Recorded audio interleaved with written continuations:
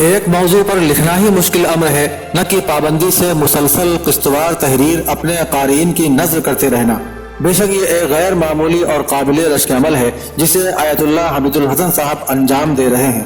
آج ان کی 85ویں قسط میں قلم کی وہی روانی نمایاں ہے جو پہلی قسط میں موجود تھی، اور تمام قسطوں کی طرح یہ قسط بھی اپنے اندر معانی و مفاہیم کے سمندر سمیٹے ہوئے ہیں۔ حالانکہ ایک افسوسناک خبر ملی تھی کہ ابھی چند روز قبل ہی آپ کے عزیز بھانجے سید نصر احمد کا انتقال ہو گیا، خدا مرحوم کو غریق رحمت کرے، لیکن اس کے باوجود قسطوار شائع ہونے والی تحریر اس سے متاثر نہیں ہوئی، کیونکہ یہ تحریر مفاد عامہ سے متعلق ہے اور قارئین کے علم میں اضافے کا باعث بنتی ہے، جس پر قارئین مسلسل اپنے خیالات کا اظہار کرتے آئے ہیں اور قوی امید ہے کہ آئندہ بھی کرتے رہیں گے۔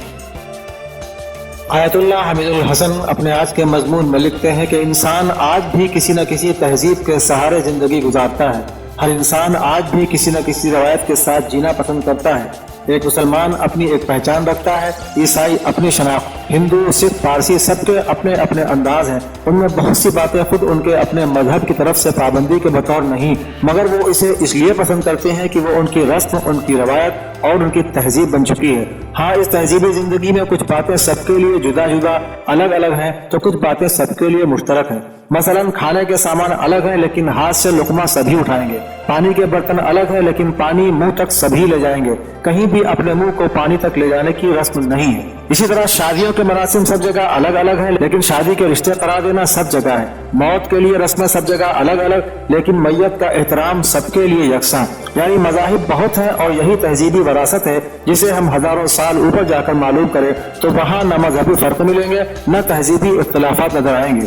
جہالت کے اندھیرے میں ہم کبھی مذہب کی طرف ہاتھ بڑھائیں گے تو تہذیبی مراسم کو مذہب بنا لیں گے، اور کبھی ثقافت، تمدن، تہذیب کو ڈھونڈیں گے تو صرف مذہب ہمیں نظر آئے گا، جبکہ یہ دنیا انسان کے لیے نہیں ہے اور یہ دنیا انسان سے آباد ہے، اور انسان انسانیت کے سہارے زندہ ہے، اور انسانیت نہ مذہب سے وجود میں ہے نہ تہذیبی پابندیوں سے۔ انسانیت انسان کی فطرت میں ہے جسے اس کے ناپاک خواہشات زخمی کرتے رہتے ہیں، اور مذہب کا کام اسے اس تہذیب سے بچانا ہے جو وہ اپنی ناپاک تمناؤں کو پورا کرنے کے لیے اپناتا رہتا ہے۔ صرف ایک ہی مذہب ہے، صرف ایک ہی تہذیب ہے، محبت، رحمت، الفت، شفقت، عطا، کچھ دینا۔ یہاں اس نے بالکل کمسنی سے جو علم حاصل کرنا شروع کیا وہی اس کا مذہب بنا، وہی اس کی تہذیب بنی۔ علم کا تعلق یا دیکھنے سے ہے یا تو سننے سے۔ پیدائشی نابینا ہونا اور بات ہے، لیکن وہاں بھی سن کر ہی علم حاصل کر لینا اتنا تھا کہ کوئی رزقی ایران کا عظیم مشاہیر تو کوئی ڈاکٹر طہا حسین مصر کا عظیم مصنف بنا، اور یہ سب جس علم کو لے کر چلے، جس ادب کو لے کر چلے، وہاں بنیاد انسانیت تھی، محبت تھی، شرافت تھی۔ سننے اور دیکھنے کو مذہب نے فساد کا درجہ نہیں دیا، لیکن زبان کو، کلام کو، بولنے کو ہدایت کی منزلت بھی ملی، اور اسی کو فساد کا مرتکب بھی مانا گیا۔ سننا اور دیکھنا خاموش رہ کر ممکن ہے، لیکن کلام خاموشی کو توڑنے والا ہے، اور یہ کلام ہر طرح کا ماحول بنا سکتا ہے، بنا دیتا ہے۔ یہی کلام انسان کو عالم، انسان کو حاصل بناتا ہے، یہی کلام انسان کو عالم، انسان کو فاضل بناتا ہے، یہی کلام انسان کو ظالم، انسان کو مظلوم بناتا ہے، یہی کلام انسان کو عادل، جج، منصف اور قاضی بناتا ہے، اور یہی کلام انسان کو جابر، ظالم، آمر اور ڈکٹیٹر قرار دلواتا ہے۔ یہی کلام انسان کو جھوٹا اور انسان کو سچا بناتا ہے، یہی کلام انسان کو بزدل اور انسان کو شجاع اور بہادر کہلاتا ہے، یہی انسان کی حفاظت کرتا ہے، اسے بچاتا ہے، اور یہی کلام اس کو ہلاکت میں ڈالتا ہے، اسے تباہ کر دیتا ہے۔ یہی کلام انسان کو شرف و عزت عطا کرتا ہے، اور یہی کلام اسے حقیر و ذلیل کرتا ہے۔ ہمیں یہاں مولا امیر المؤمنین علیہ السلام کے یہ چند کلمات یاد آ گئے۔ مولانا علی نے اسی مذہبی تعلیمات میں ہم سب سے فرمایا،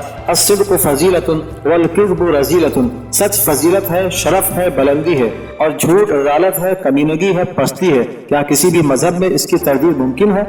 ایک اور قول ہمیں انہی کا دیکھیں، فرمایا الصدق ینجی والکذب یردی، سچ نجات دلاتا ہے، جھوٹ ہلاک کر دیتا ہے۔ سچ اور جھوٹ کا یہ تقابل کہاں ممکن ہے؟ جہاں کلام ہو، جہاں گفتگو ہو، یا کسی کا کلام نقل ہو، کسی کی بات تحریر میں لائی جائے، اور یہی تحریر، یہی تقریر، یہی کلام انسان کے لیے کسی نہ کسی جگہ اس کے مذہب میں شریک نظر آئے گا، یہی اس کی تہذیب کہلائے گی۔ انبیاء، اوصیاء، مذاہب کے بزرگ ترین نمائندوں نے ہمیں جو مذہب دیے، ان سب کی انسانی سوسائٹی میں تعلیم ایک جیسی ملے گی، ان سب کو ہدایت ایک جیسی ملے گی۔ کسی بھی مذہب نے جھوٹ پر فخر کرنا نہیں سمجھایا، اور کسی بھی تہذیب نے جھوٹ کو اپنا قانون نہیں قرار دیا۔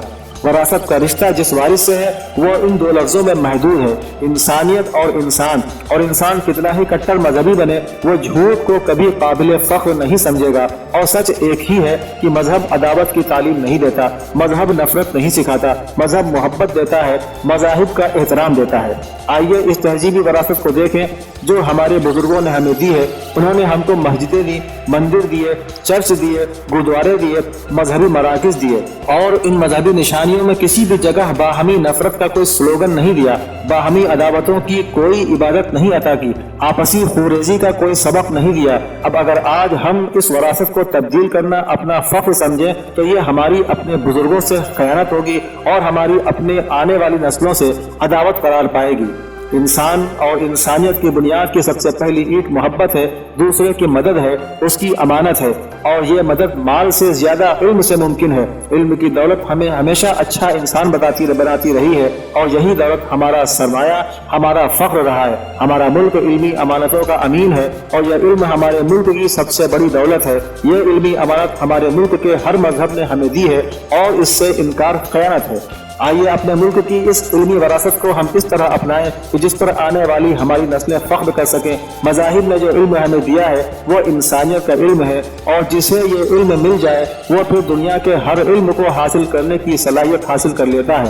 وہ اچھا ڈاکٹر بنتا ہے کیونکہ وہ سب کی صحت کے لیے محنت کرتا ہے۔ سب کی صحت کسی ایک مذہب والے کی نہیں۔ وہ اچھا معلم، اچھا استاد بنتا ہے اس لیے کہ اس کی تعلیم سب کے کام آتی ہے۔ وہ اچھا کسان بنتا ہے، اس کی کھیتی سب کو زندگی دیتی ہے۔ وہ اچھا سپاہی بنتا ہے، اس کی شجاعت سب کی مدد کرتی ہے۔ اس طرح زندگی کے تمام شعبوں میں وہ اس لیے مفید بنتا ہے کیونکہ وہ ایک اچھا انسان بنتا ہے اور آگے بھی دوسرے کو اچھا انسان بنانے میں مدد کرتا ہے۔ مذہبی وراثت کے وارث ایک ایسی دولت کے امین ہوتے ہیں جو انہیں انسان تک پہنچانے کے لیے قدرت کی طرف سے ملتی ہے، اور یہ دولت رحم و محبت کے سوا کچھ بھی نہیں، ضرورت مندوں کے کام آنے کے علاوہ کچھ بھی نہیں۔ قرآن کریم نے اپنے سورہ اعلیٰ میں ہم کو جو پیغام دیا ہے وہ کچھ اسی طرح ہے کہ جس نے اپنے نفس کو پاک کر لیا اسی کے لیے کامیابی، اور جس نے اپنے رب کو یاد رکھا تو وہ اس کی عبادت کرے گا۔ وہ دنیا کی زندگی میں ایثار اپنائیں گے اور باقی وہ جانے والی آخرت کی زندگی کو اچھا سمجھیں گے۔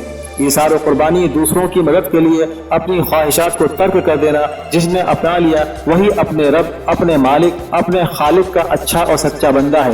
آج ہمارے دیش، ہمارے ملک کو اس کی سب سے زیادہ ضرورت ہے کہ ہم اپنے بزرگوں کی تہذیبی وراثت کی حفاظت کریں، اور یہ تہذیبی وراثت باہمی محبت اور آپسی احترام کے سوا کچھ بھی نہیں ہے۔